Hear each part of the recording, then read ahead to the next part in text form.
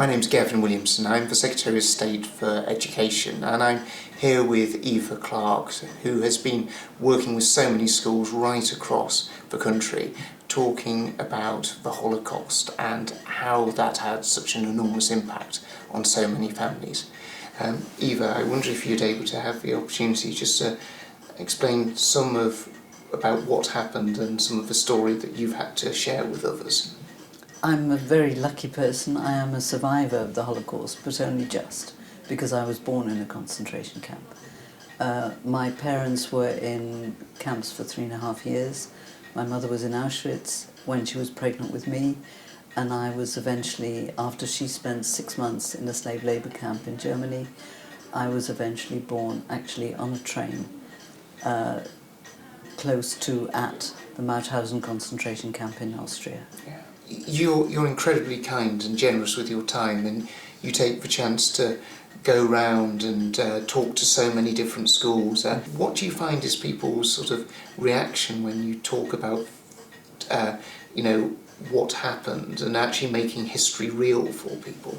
Well, you take the words out of my mouth. I mean, as I think most survivors would say, that the reason that we do these talks in schools and to other groups is to make the history come alive, because everybody can identify with one family. Nobody can identify with 6 million. It's meaningless. They might, they don't know my particular story, but they are well prepared insofar as that they have studied the subject. Initially, when you stop and when you ask for questions, they are quite stunned, and initially they don't know what to say. So what I tend to do then is I tend to sometimes embarrass staff, and I say, right, I want a question from every member of staff, and then that gets the ball rolling. I mean, it's interesting, you sort of mention the name like Mengele. Yes. These are names that you read in history, and because it's almost sort of so distant, but you mentioning it is about the fact that your mother got through that selection suddenly makes it so much more real, and you realise sort of what evil there was, and it's hard to comprehend. She remembered one particular selection where he was presiding, and she remembers hearing him say, "Diese Mal sehr gutes Material," which means this time we have very good material in front of us, not people, units of slave labour.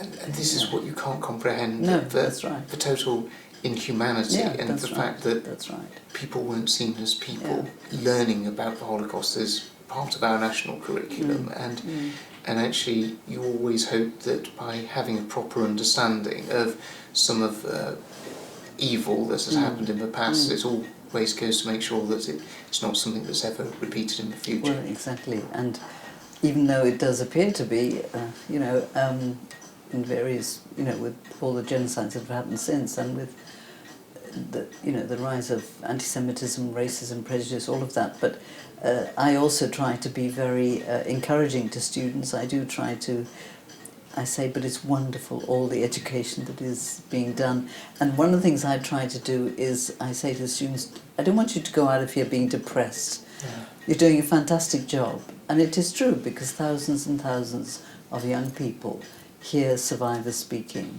and I think it does have an impact. Yeah, I know, speaking to my daughter, who's sort of studying that sort of period of history herself, she's just sort of been so moved by, the stories and learning about it, and she sort of, it sort of fed a hunger to sort of try and understand it better as to what sort of happened. And I think that's what's so important of having it on national curriculum, because they then sort of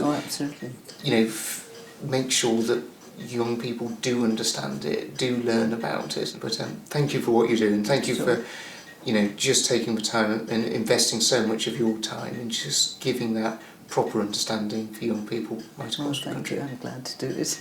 Thank you.